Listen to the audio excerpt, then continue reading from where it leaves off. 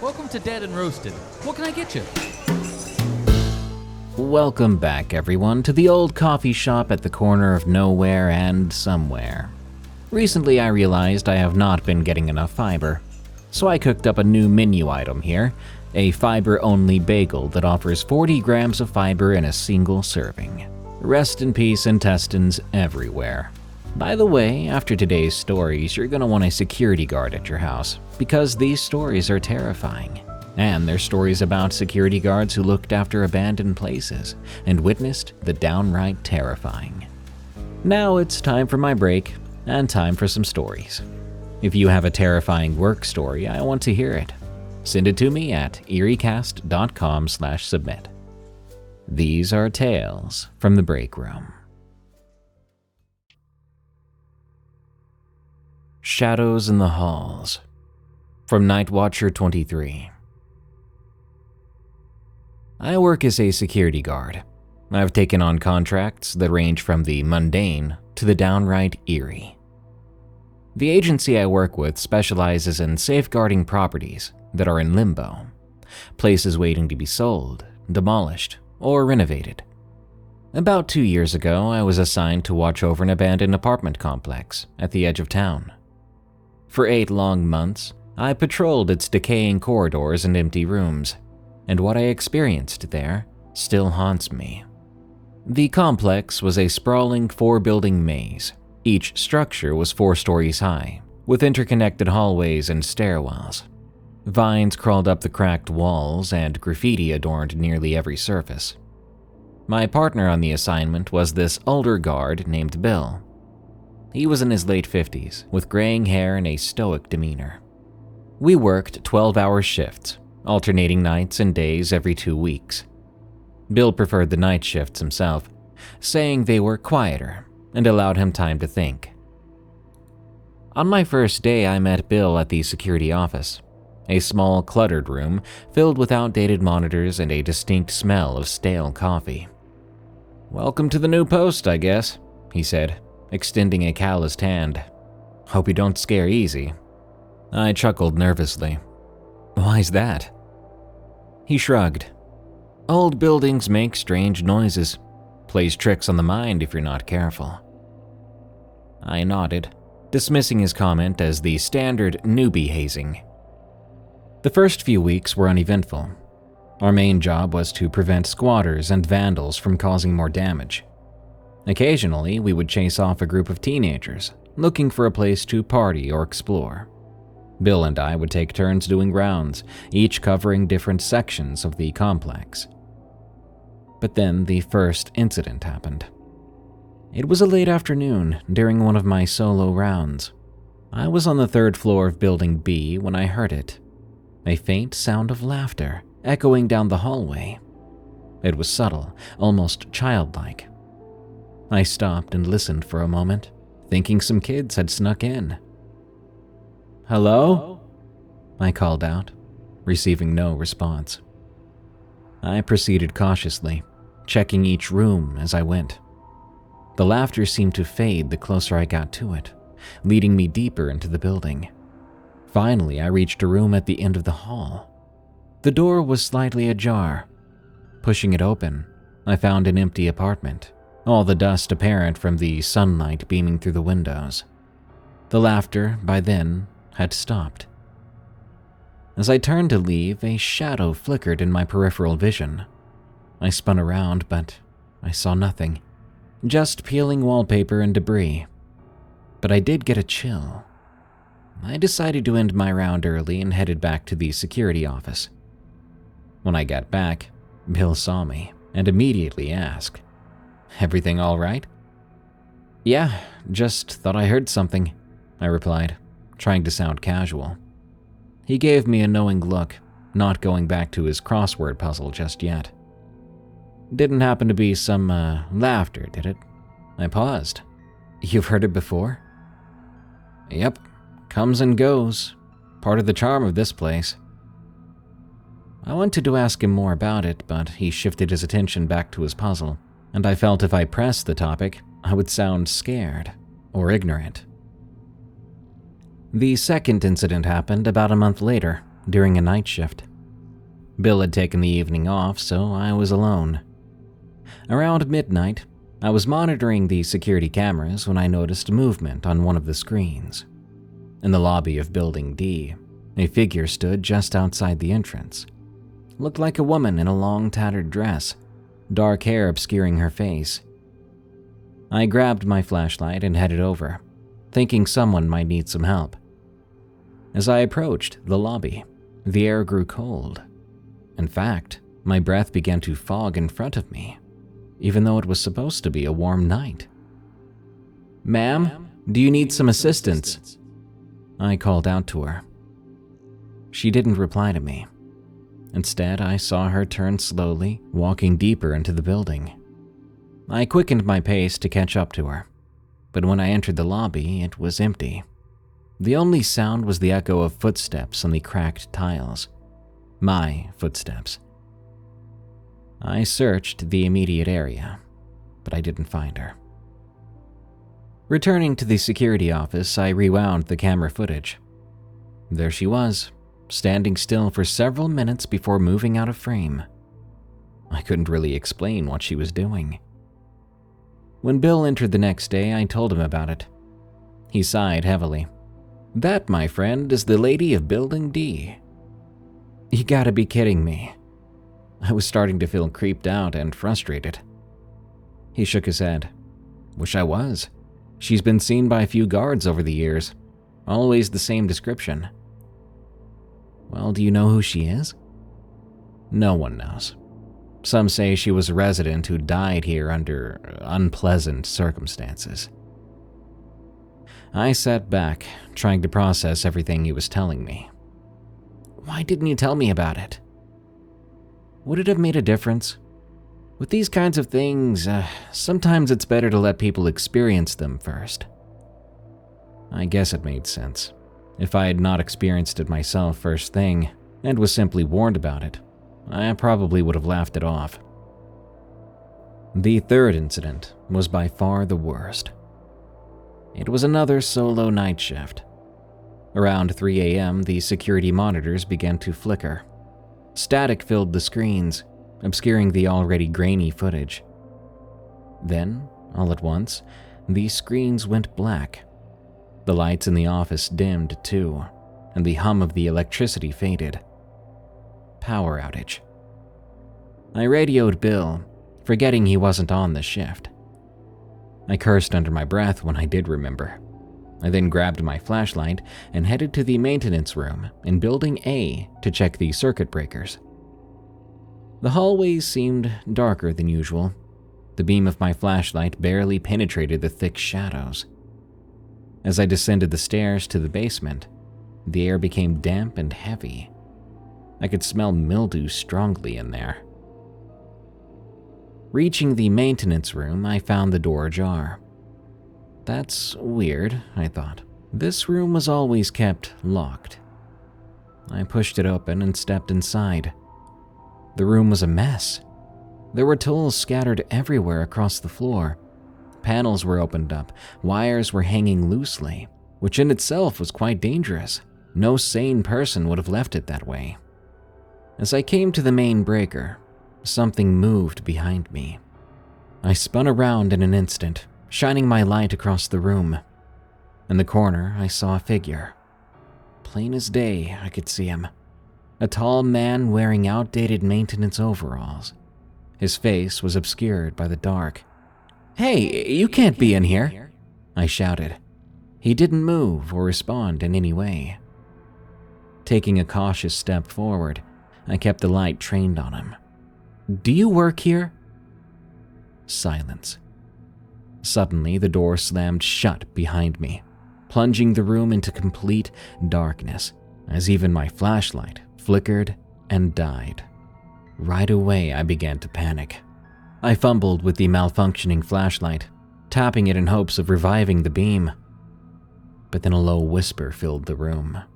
It was indecipherable, but horrific. The hairs on my arms stood up. I backed up against the wall, my heart pounding. Then, just as abruptly as it failed, the flashlight flickered back to life.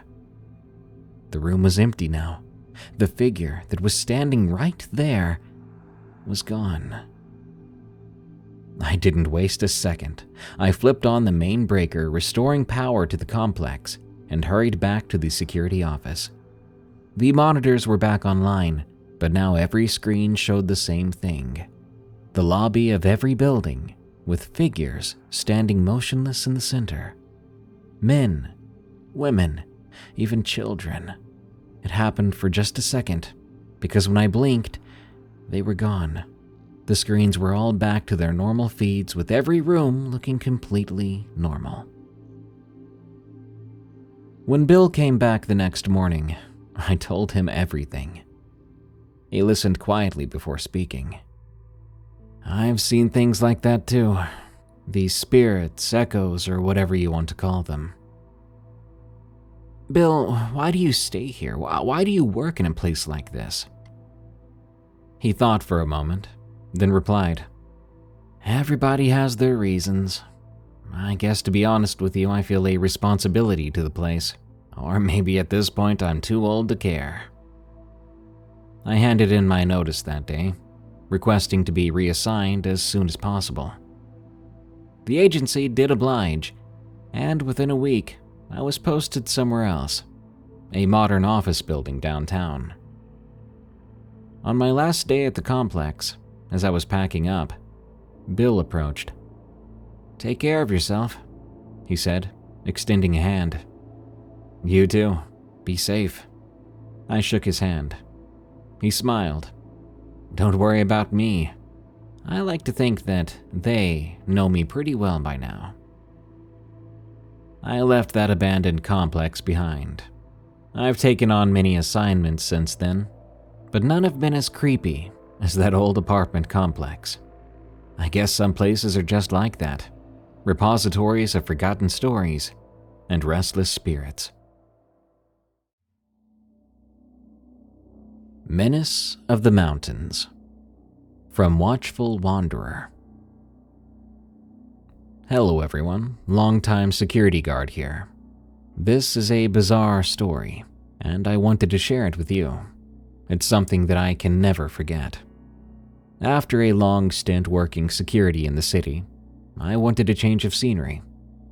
An opportunity arose to watch over an old resort tucked away in the mountains, and I jumped at it. The resort had been closed for a while. It initially closed due to declining tourism and harsh winters, which made maintenance a nightmare. Sounded to me like it was destined to close, but it was a nice place in a desolate kind of way. Snow-capped peaks surrounded the valley, and the resort itself was a sprawling structure of wood and stone. Old, but seemingly well built and still strong. My job was straightforward. Keep an eye on the property, get any trespassers out. As far as I knew, there were no plans for the place just yet. But if I was watching over it, maybe there was something down the pipeline. I would be alone there during my shifts. I'd split my time between patrolling the grounds and staying in a small security cabin near the entrance. This kind of silence was comforting for me. Occasionally, I would spot some wildlife, like deer or foxes, even a lone wolf trotting along the tree line. The snow-covered landscape was like something out of a postcard. One evening, as the sun was setting, I decided on a final round before settling in for the night. The air was quite crisp, and the fresh snow was crunching under my boots. As I walked past the main lodge, something caught my eye. There was a glint of metal near one of the side entrances. Curious, I approached and found a thin wire strung across the doorway at ankle height. It was connected to a rusty tin can filled with rocks, set to clatter down loudly if triggered. It looked like some sort of crude alarm system. I thought maybe the previous guard had set it up and forgot to mention it. Still, it seemed weird. I hadn't seen any signs of anyone else around so far. The next morning, I called the company. "Did the last guard set up any alarms or traps around the property?" I asked them. They seemed puzzled, though. No, you're the first guard we've had out there in months. A nagging feeling began to tell me something was wrong. A few nights after that, while making my rounds, I felt a sharp sting on my cheek. I reached up, and I found a thin wire strung across the hallway at face level. It had cut me just below the eye. Following the wire, I discovered a makeshift contraption. A piece of broken glass tied to the end, ready to swing down like a pendulum. This wasn't a harmless alarm. This was a trap. I contacted the local sheriff's office right away. There appears to be someone setting dangerous traps inside the resort, I explained. They said they would send someone to check it out, but from the sounds of it, I wasn't sure they were taking this seriously. That night, I decided to do a thorough sweep of the property myself. In hindsight, going alone wasn't the best idea. I headed toward the old guest cottages on the outskirts of the resort. The moon was full that night, and my breath formed clouds in the cold air. As I made my way to the first cottage, I noticed footprints leading inside. Fresh footprints that had not been there earlier. I gripped my flashlight tighter and pushed the door open. Inside, the place was a mess with furniture overturned and trash scattered about. In the corner, I saw a small shrine made of sticks and stones with a photograph pinned to it. I couldn't breathe when I saw what that photo was of. It was a picture of me, taken recently, and I was very clearly unaware in the photo. Who did this? A floorboard creaked behind me. I spun around, but no one was there. Shouldn't be here. I heard a voice from somewhere. I turned around, trying to find this intruder. "Who's there?" I demanded. No response just yet. I backed toward the door, keeping my eyes on the room. Suddenly, a figure lunged at me from the darkness on my left. I glimpsed wild eyes and matted hair before I was knocked to the ground. I struggled with this person, rolling across the dusty floor. He was surprisingly strong. He swung a makeshift club at me, but I managed to avoid it. The weapon smashed into the floorboards instead. "Stop it!" I shouted. "I'm just the security guard." The wild man snarled at me. This is my home. You won't take it from me. I realized this wasn't your average squatter. This man was unhinged. I mustered my strength and pushed him off of me, bolting for the door. I ran into the night, and behind me I could hear his footsteps crunching in the snow. I ran straight for the security cabin. If I could get inside and just lock the door. But as I neared the cabin, my foot caught on something. I fell hard, the wind knocked out of me. Looking back, I saw I'd tripped over another wire. Pain shot through my leg. Reaching down, my hand came away wet with blood. I'd been cut by a concealed blade. The man was catching up with me, a twisted grin on his face. You shouldn't be here. I scrambled to my feet, limping toward the cabin. Just as he closed in, headlights swept over the place. "Hey, what's going on here?" a voice shouted. It was one of the deputies, finally responding to my call. The hermit paused, eyes darting between me and the approaching vehicle. Then, with surprising speed, he vanished into the tree line. The deputy rushed over to me. "You all right?" he asked. "I think so. Careful, the guy's been setting traps all over the place." "Let's get you inside," he said, helping me to the cabin. Once safely indoors, we tended to my wound. It was a deep gash, but not life-threatening. "We gotta find this guy," I insisted. "I've got backup on the way," he assured me. Over the next few hours, authorities combed the area. They found several more traps, some deadly, others meant to injure.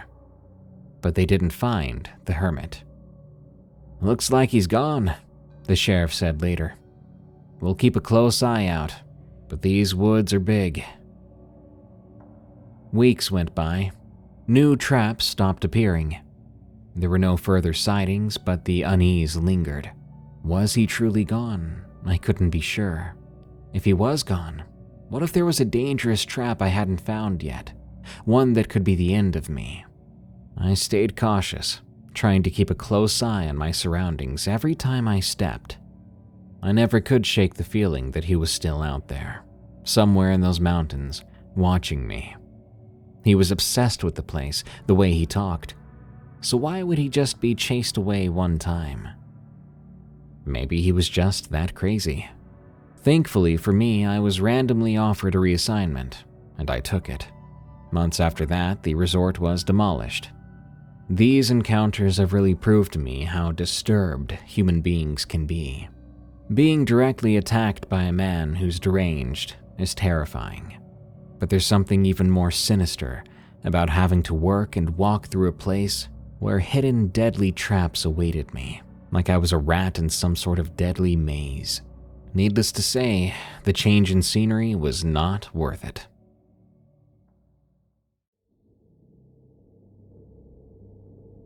Whispers of the Old Station, from Lost Tracks 89. A few years back, I took a job that still gives me chills when I think about it. At the time, I was between gigs, and I had to have something to pay the bills. A security company hired me to watch over an old train station on the outskirts of our city. The place had been shut down for years, ever since the new Central Station opened downtown. The station was a relic from another era. Beautiful, though. It had those grand arches, ornate stonework, and a massive clock tower that hadn't ticked in decades. It was scheduled for demolition to make way for new developments, but until then they needed someone to keep an eye on it. Vandalism and theft was common around there. I would be working the night shift, from 8 p.m. to 6 a.m. I wouldn't always be alone, though. There was another guard there named Martin. He'd been a guard for years, so he was much more experienced than me. On my first night, he showed me around, pointing out the areas that required extra attention. "The homeless sometimes sneak in," he explained. "Mostly harmless, just looking for a place to sleep. We usually let them be unless they cause some trouble." For a while, everything was just fine and dandy. We would patrol the vast empty halls. Occasionally, we would find someone curled up in a corner, usually leaving them alone, like Martin said. There was a sense of melancholy about the place. I could imagine the place used to be bustling, but now it's just an empty shell. One night, I noticed something strange. It was around midnight. I was doing my usual rounds alone, while Martin monitored the cameras. I was passing through the main concourse, and I realized I hadn't seen any of the regulars, the homeless folks who often sought shelter there. I decided to radio Martin. "Yo, have you noticed it's been quieter than usual?" "Yeah, I was actually thinking the same thing. Haven't seen anyone tonight." Weird. The night after that was the same. No one, just us. It felt eerie, but I tried not to dwell on it. A week later, things started to get unsettling. While making my way through one of the old waiting rooms, I spotted a man sitting on a bench, but he didn't look homeless. The man was dressed in an old-fashioned suit, complete with a vest and a pocket watch chain glinting under the dim lights. His polished shoes tapped lightly against the floor. "Excuse me, sir," I called out. "The station is closed. You can't be here." He looked up. He looked very confused. "Closed? My train is due any moment." I stepped closer, cautiously. "Are you okay? There haven't been trains here for years." He furrowed his brow. "No, that can't be right. I was just speaking with the ticket master." I looked around, hoping to spot Martin, but I was alone. Turning back to the man, I said to him, "Sir, perhaps you should come with me." He slowly stood up. "I must have dozed off. My apologies." As I escorted him towards the exit, he stopped. "Do you hear that?" he asked. "Hear what?" "The whistle. The train's coming." There was nothing but silence, though. "I think you might be imagining things," I said, trying to sound like I was joking. He shook his head, a hint of fear in his eyes. No, I have to go now. They're waiting for me." Before I could react, he turned and hurried back into the station, disappearing down a dark corridor. Of course, I chased after him, but the moment I reached that hallway, it was empty. There were no doors he could have entered there, no corners to hide behind. He was simply gone. I reported the incident to Martin. "Probably just some guy messing with you," he said. "But his clothes were weird. They were from another time period. I mean, when was the last time you saw someone unironically wear a pocket watch chain? And he mentioned a ticket master." Martin sighed. "Old place like this is bound to attract weirdos. Don't let it get to you." I tried to listen to him, but it was in fact getting to me. Over the next few nights, some other strange things happened. I encountered a woman in a vintage dress, standing at the defunct ticket booth. She was gently fanning herself. When I approached, she smiled and asked if I knew when the next train to Brighton was departing. Another time, a small group of children ran right past me, laughing and chasing each other. They were also dressed in old-fashioned clothes, old school uniforms. When I called out to them, they vanished around a corner. Despite my searching, I didn't find a trace of them. One particularly foggy night, I decided to confront Martin about it again. Something's not right with this place. I've been seeing people who shouldn't be here. That's part of the job. People shouldn't be here, so we have to get them out. That's not what I'm saying. These people, they look like they're from different time periods. Look, I've encountered a few people who were dressed weird too. It's odd, I believe you. But quit letting it get to your head. They're just normal people like you and I. Some weird pranksters or LARPers. Who knows? Trying to convince Martin that these were not normal people was like talking to a brick wall. I wasn't going to get through to him. But to be honest, I did feel a bit better knowing that he was seeing the same things I was, just reacting differently. From that night on, I approached my duties differently. Whenever I encountered something strange like this, I remained calm and took a detailed mental note of the experience. One evening, as I was doing some paperwork, Martin came over to me. "You know, our contract here ends next week." "Time flies. I nearly forgot. Feels like we've been here forever." "Yep, they'll be demolishing the place real soon." A sudden and unexpected pang of sadness hit me. Despite these weird and often unsettling encounters, the station and its residents had grown on me. "Do you think when they tear it down, they'll be gone?" I asked. "Who will be gone?" he started. "Oh, the people you've been seeing. Look, I've given some thought about what we've talked about here, and to be honest with you, I think I might be coming around to the idea that these folks don't belong here, and I don't mean the place, but the time.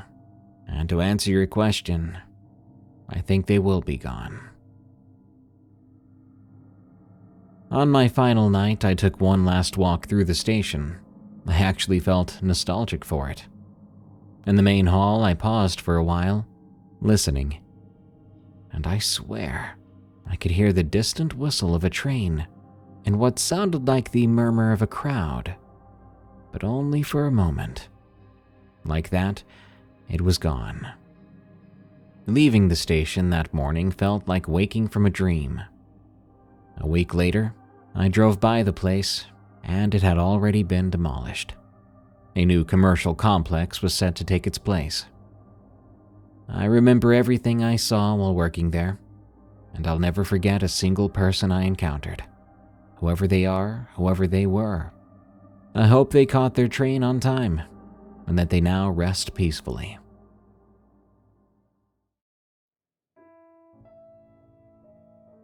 Lost in the Halls, from 13th Vanguard. After a very nasty divorce in the mid-2010s, I was left in debt, owing more money than I did before, and required better pay than the job I had at the time. I soon took a job as a security guard. I would be working nights at this old government property. It was just enough money, and the job sounded easy. The building there was a massive concrete labyrinth, long abandoned, and God knows what they were wanting to do with it. One rainy evening, the power flickered as I began my patrol. I was notified that this would happen with inclement weather. So the halls were dimly lit, and the place had an eerie vibe. But that night felt different than my usual nights so far. I walked past the usual checkpoints when I found a corridor to my left that I didn't recall seeing before. It was odd. I'd been working there for months by then and knew the layout like the back of my hand. Curious, I shone my flashlight down the hallway. It seemed like the beam never reached the end, but there were doors lining both sides, all closed, of course. I decided to check it out. Maybe it was an old wing I'd overlooked and wasn't told about. The air was cold as I stepped in, and the hum of the building seemed to fade away as I went on. The echo of my footsteps seemed unnatural, because the sound of the echo seemed to stretch out into the hallway for much longer than it should have. I tried one of the doors on the side. Locked. So were the next few when I tried them. As I moved further along, I realized the corridor seemed to stretch on without end. It had to be impossible, right? There's no such thing as never-ending hallways, never-ending anything. I turned around at one point, expecting to see the entrance I'd come through, but it was just more hallway behind me. In that moment, my stomach turned. I picked up the pace, walking quickly back the way I came. Several minutes later, the hallway kept going, and I was beginning to panic. So I pulled out my phone, calling my supervisor, but they didn't pick up. I called over and over again, but there was no answer. I was left there in suffocating silence. I began to try the doors again as I went along, pounding on them, hoping someone within would open the door and help me out. I told myself to stay calm. There had to be an explanation here. Buildings like this could be disorienting after all. Maybe I got turned around. Maybe some sort of optical illusion had me turn a corner that I didn't see. I left a mark on the wall with my pen, a small X, and I walked forward. After a few minutes, I saw the same X staring right back at me. That made no sense whatsoever. I repeated the process, this time leaving a trail of marks every few feet. But no matter how far I walked, I kept coming back to the same spot. When I looked at my watch, hours had passed. I was exhausted. I sank to the floor trying to gather my thoughts, praying to God that I had not lost my mind. As I sat there, I began to hear a whispering sound. It grew louder steadily. I couldn't make out any words, but the tone seemed urgent, almost pleading. "Hello?" I prayed for an answer. The moment I said that, the whispers stopped, and the silence was even creepier than before. I watched, terrified, as a door in front of me creaked open. A sliver of light spilled out. With no other options, completely desperate, I stood up and approached the open doorway. I peered inside first. I saw a small room, empty save for a single chair facing a window. Outside the window was nothing but darkness. I carefully stepped in, shutting the door behind me as if the hallway outside was a monster that I did not want to return to. That's when I heard more whispering. They grew louder and louder until my vision began to blur and eventually go black. I awoke to the sound of my radio crackling to life. "You okay? Your shift ended an hour ago. Where are you?" I was lying on the floor of the main lobby. Morning light filtered through the grimy windows. I was disoriented and got to my feet. I grabbed the radio and responded. I'm here." "Well, hurry it up. Replacement's here." I got my stuff and left the place without looking back. As I drove away, I glanced in the rear view. The once boring-looking building now filled me with utter dread. When I got home, I called in and told them I wouldn't be going back to that place, that they could either fire me or send me somewhere else. And, as fate would have it, they fired me. But I didn't care. I wasn't going back. If you ever come across an abandoned government building in the Northwest, just leave it alone.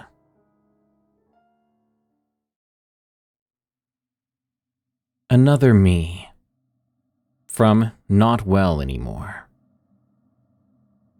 Back in 2015, I took a job as a night security guard at an old radio broadcasting station, which was nestled on the outskirts of a small town in Maine.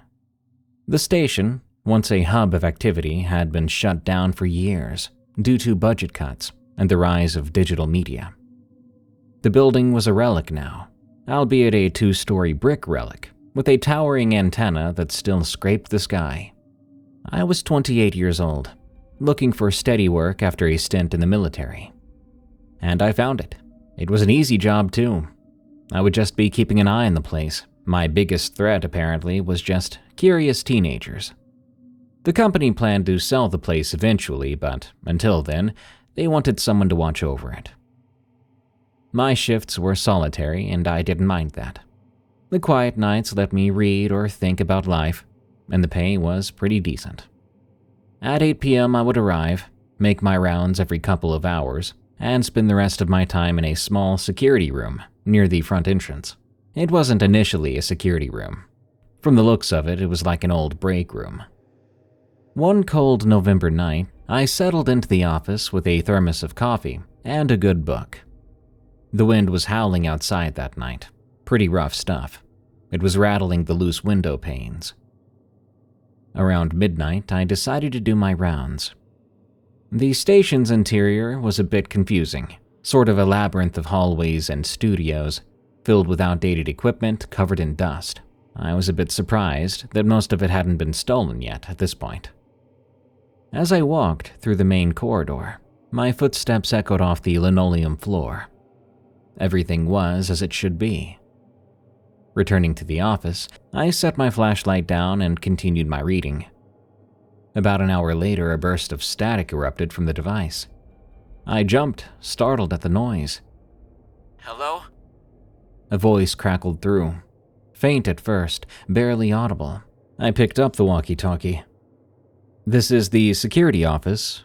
Who am I talking to?" Silence. Probably some interference, I thought. Old equipment can be unpredictable. I set it back down. But a few minutes later, the static returned, followed by the same voice, clearer this time. "Is anyone there? I need help." I raised the walkie-talkie to my ear.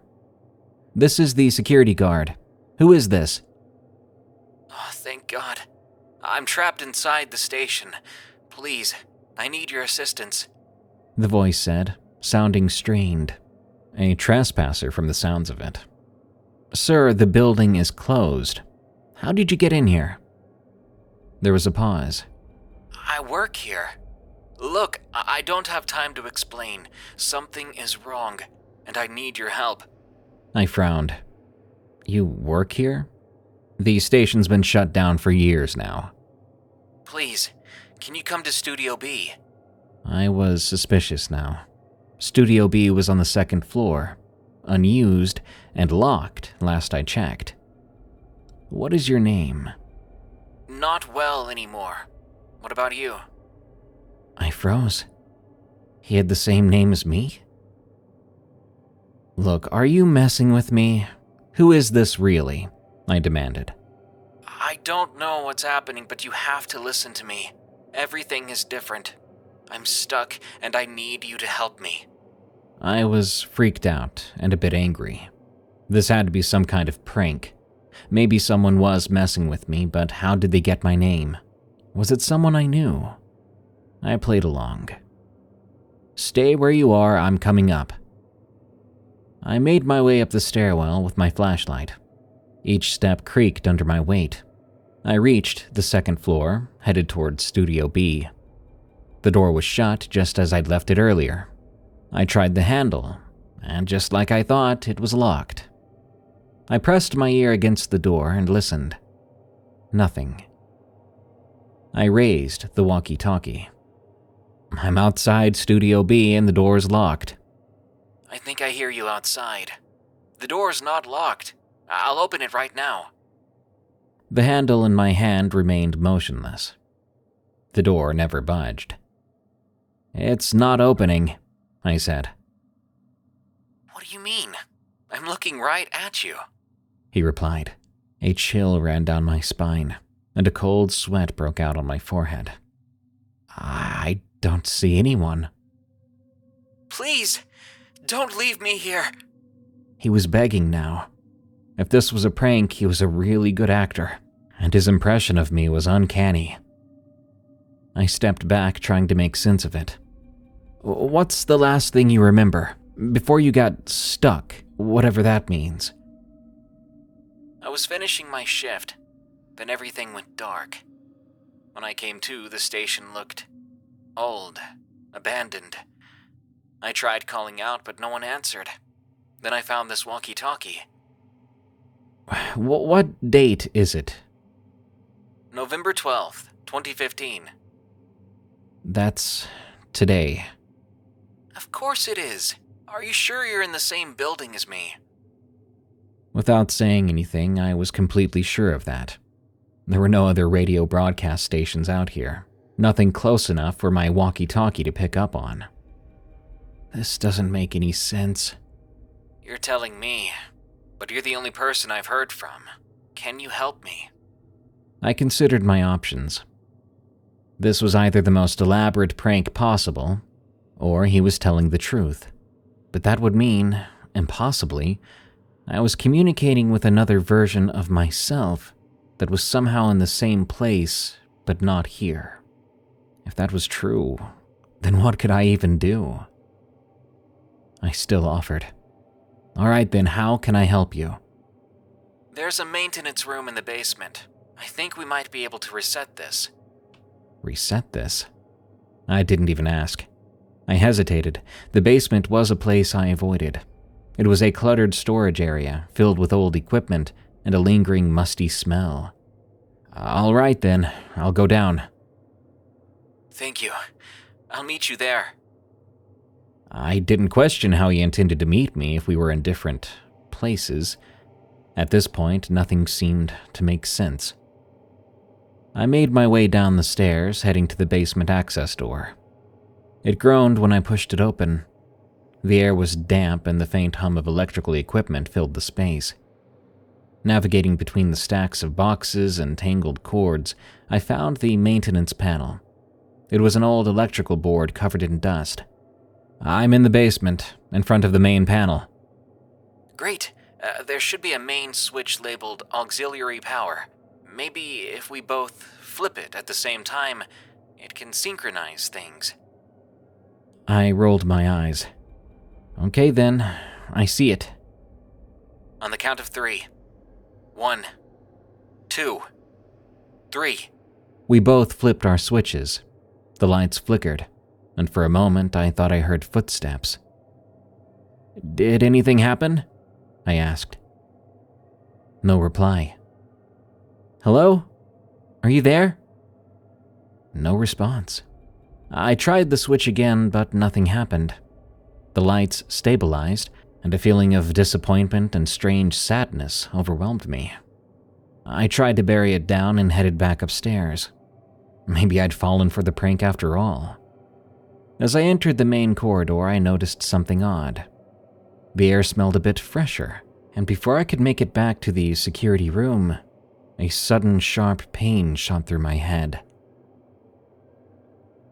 When I opened my eyes again, I was on the floor. I'd apparently passed out, and my head was pounding. I checked for bleeding on my scalp, but it was dry. Once again, the air smelled stale. My walkie-talkie crackled to life. I heard a voice, weak and distant like the first time. Thank you. "Wait!" I shouted. "What happened on your end? Are you okay? Were you messing with me?" But there was only static. I spent the rest of the night in a daze, trying to rationalize this. I debated telling my supervisor or someone in my family, to confide the tale in someone. But ultimately, I decided against it. This podcast of yours is one of the best ways to do it, because now I can tell someone and remain anonymous. I've bottled this up and kept it down in my personal life. It was the most bizarre and creepy thing that's ever happened to me. What do you think? Was I talking to an alternate version of myself? A copy of me in a different world who needed help? Or was it a bizarre, elaborate, and efficient prank from someone I didn't even know?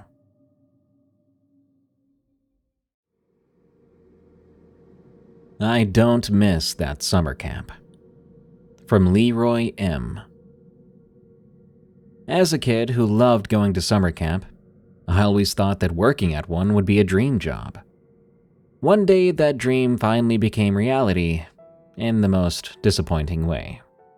Instead of being a summer camp employee, I was a security guard at an old summer camp in northern Minnesota. This place had been shut down for a while, left to the elements, and in most places, it was encroached on and overgrown by forest.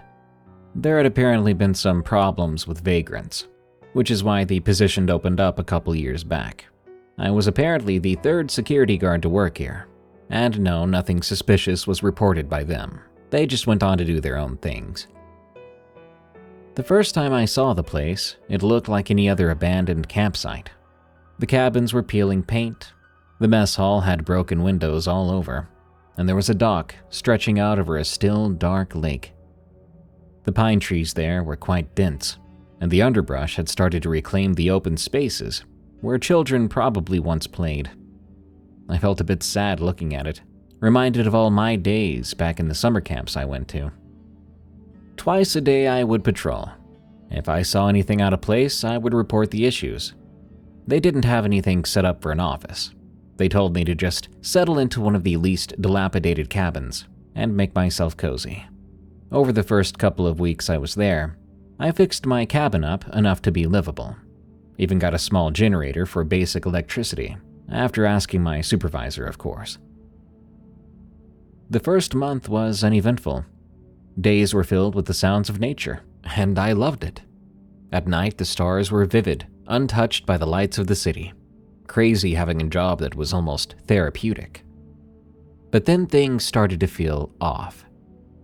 One morning, I found footprints near the edge of the camp. These were larger than any animal tracks I'd ever seen. They seemed stretched out, with what looked like 4 toes ending in sharp points. I had some of my own wildlife books, but nothing in them or in my Google searches matched what I saw.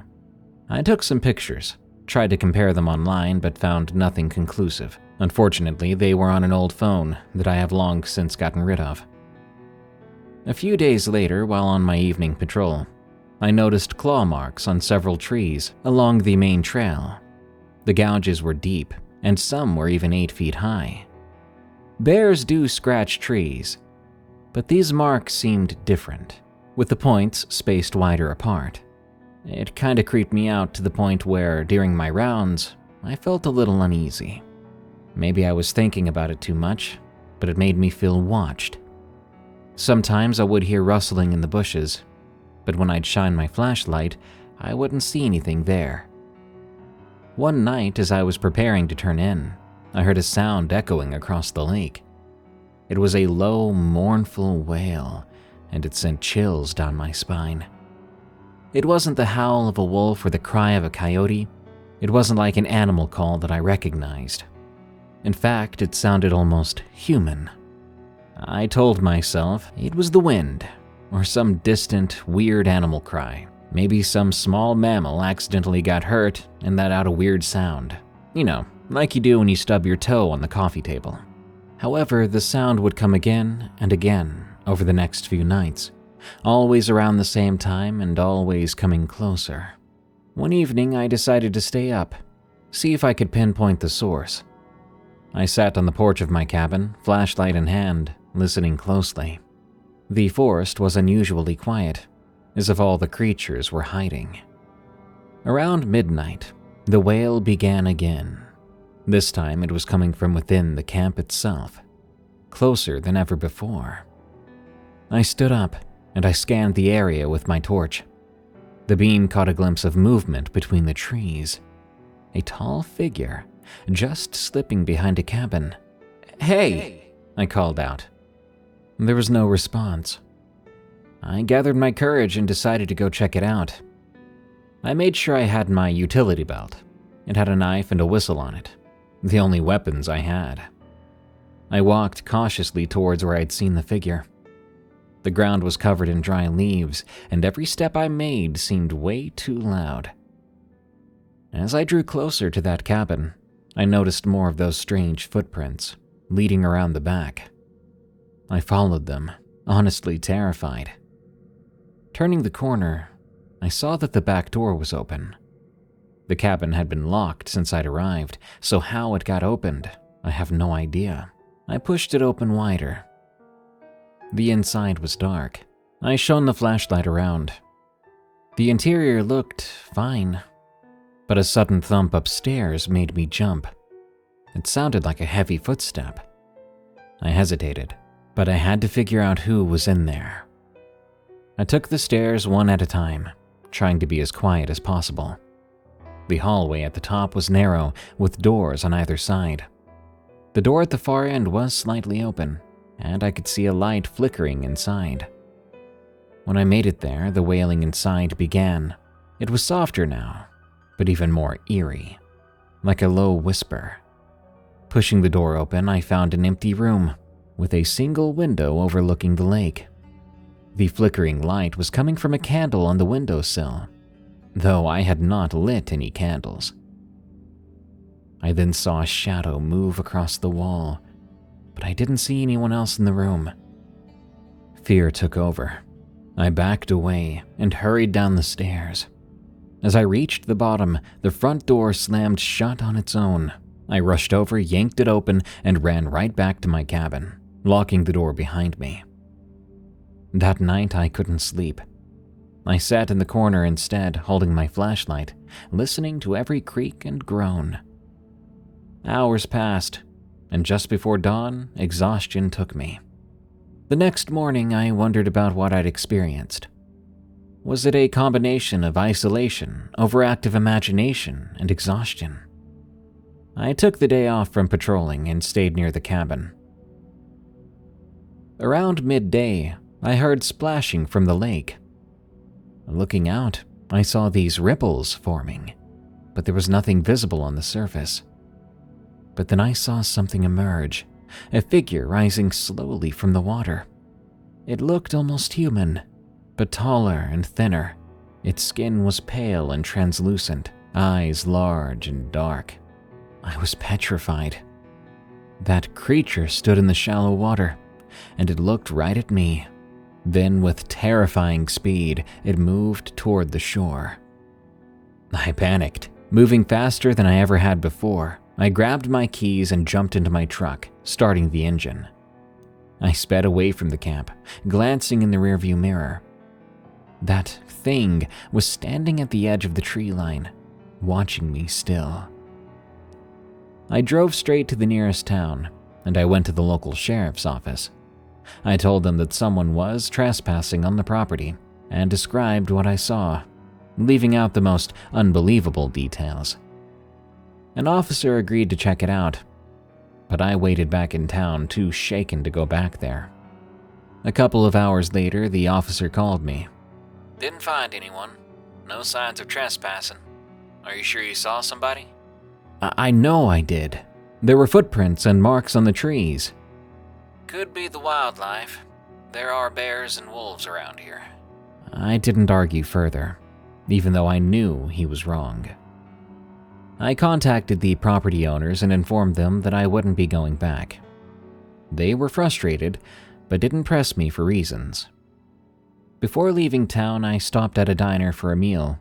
The older waitress must have been bored, because she kept trying to strike up a conversation. Eventually, she asked, "You're not from around here, are you?"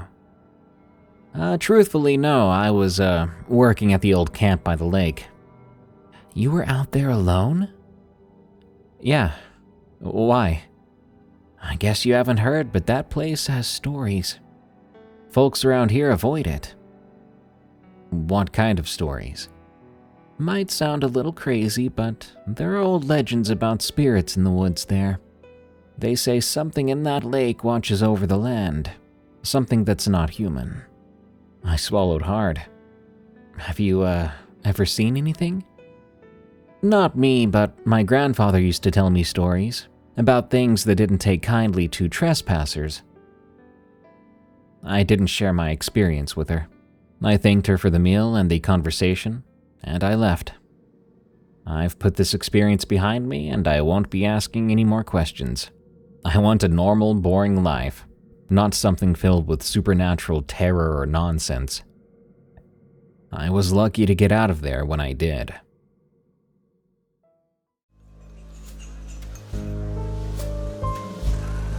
Thanks for tuning in to Tales from the Break Room, the home of the scariest true work stories. If you want to hear your story narrated by me, send it to me at eeriecast.com/submit. We pay 5 cents per word for accepted stories. Help us grow by leaving Tales from the Break Room a rating and review on Spotify and Apple Podcasts. And be sure to follow us on your favorite podcast app. Check out eeriecast.com or search for EerieCast on those very same podcast apps to see our other exciting and terrifying podcasts, like Unexplained Encounters, the other show I host, where I read stories with a focus on the supernatural. To get some merch, go to eeriecast.store. And to unlock ad-free episodes of your favorite EerieCast shows and exclusive audiobooks, go to eeriecast.com/plus and consider signing up for EerieCast Plus. You can follow me on Twitter, I guess it's X now, at Dark Prevails. You can also subscribe to me on YouTube, where I deliver the same content. Just look for Darkness Prevails. Good night. I hope we can share another break sometime soon.